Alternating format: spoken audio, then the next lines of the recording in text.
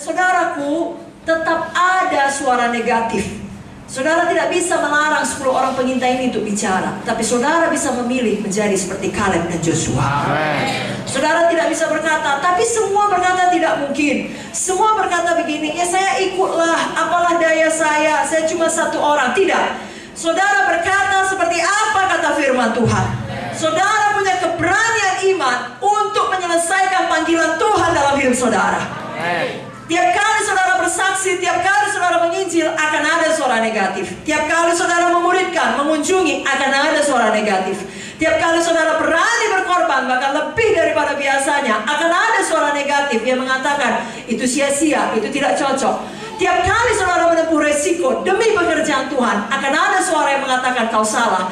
Tetapi saudara tahu betul mana suara Tuhan, mana suara setan. Pilihlah untuk tetap berani, pilihlah untuk tetap beriman. Amin, saudara. Kalau saudara sakit dan orang berkata kau tidak akan sembuh, tapi firman Tuhan berkata oleh bilur Yesus kita sembuh, kita ikut apa kata firman. Kita punya iman yang berani. Orang berkata kau tidak mungkin diberkati, firman Tuhan berkata kita pasti diberkati, kita ikut apa kata firman Tuhan. Orang lain berkata tidak usah begitu banyak melayani, nanti kau menjadi aneh. Firman Tuhan berkata ada bagian kita dalam tubuh Kristus, dalam pekerjaan pelayanan, kita ikut apa kata firman Tuhan. Saudaraku, kita punya iman yang berani karena dasar kita adalah ini, firman Tuhan yang tidak berubah.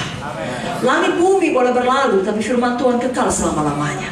Sedangkan ucapan manusia itu selalu bisa berubah. Hari ini dia mendukung kita, besok dia menginjak kita. Jangan andalkan apa kata manusia, seberapa banyak pun, mayoritas pun. Andalkan apa kata firman Tuhan. Firman Tuhan tidak mungkin gagal. Malam hari ini biarlah kita belajar satu perkara. Jangan terganggu apa kata orang.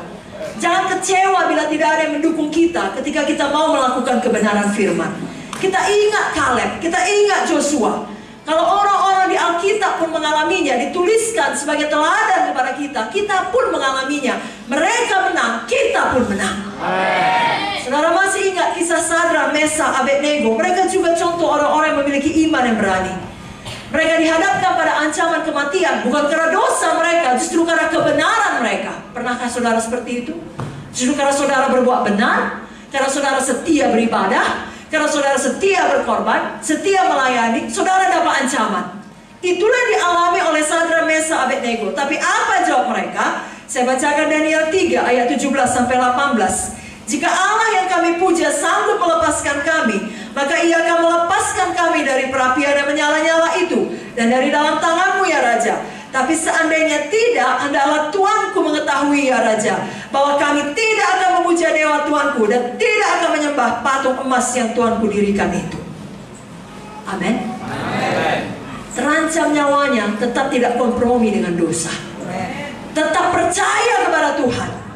Karena dia tahu hidup di dunia ini adalah sementara, saudaraku. Bagaimanapun, walaupun kita sakit lalu sembuh, Lazarus sendiri yang sudah bangkit dari kematian tetap harus mati pada akhirnya.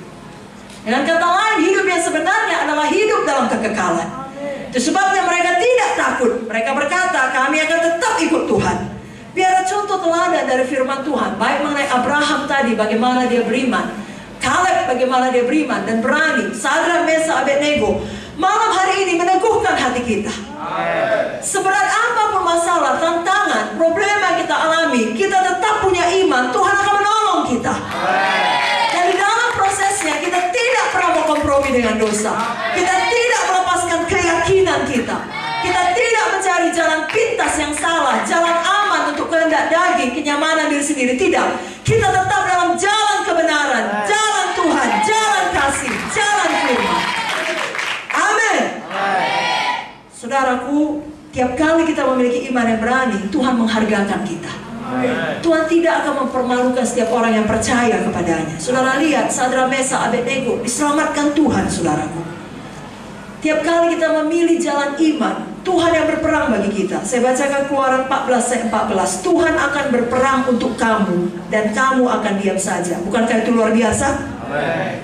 Pada malam hari ini, bisakah Tuhan menemukan iman di tempat ini? Amen. Berapa banyak saudara mau memiliki iman yang berani? Betul-betul percaya tidak ada yang mustahil kepada Tuhan. Tidak ada yang mustahil bagi saudara yang percaya. Bisakah saudara lihat keluarga saudara dipulihkan? Bisakah saudara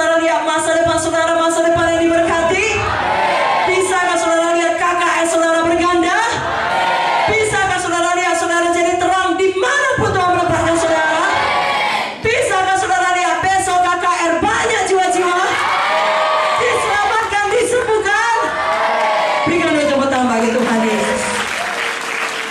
2 Tawarik 16 ayat 9 berkata, mata Tuhan menjelajah seluruh bumi, termasuk menjelajah duri pada malam ini. Amen. Untuk melimpahkan kekuatannya kepada mereka yang bersungguh-sungguh hati terhadap Dia. Mari bersungguh-sungguh beriman. Amen. Tapi setelah kita memiliki iman yang berani, sudah berkata, bisa itu dilakukan. Bisa saya mendoakan jiwa saya sembuh. Bisa saya buka KKS di daerah baru. Bisa saya diberkati. Bisa penyakit ini sembuh. Bisa kebangkrutan ini menjadi berkat. Dan seterusnya dan seterusnya. Bisa saya sampai pada panggilan Tuhan. Setelah saudara punya iman yang berani, perhatikan baik-baik. Saudara juga harus punya iman yang tekun. Mari angkat tangan saudara, katakan, saya punya iman yang tekun. Katakan kuat-kuat, ketekunan iman. Amin. Karena kalau kita ingat juga kisah Joshua dan Kaleb tadi, setelah mereka beriman, mereka bisa masuk tanah Kanaan dan mendapatkan warisan hak mereka atas tanah perjanjian tersebut. Tidak langsung itu terjadi, dibutuhkan waktu. Tetapi tiap kali Tuhan berjanji dan kita punya iman untuk janji Tuhan itu, pasti digenapi. Berapa lama pun waktunya, pasti digenapi.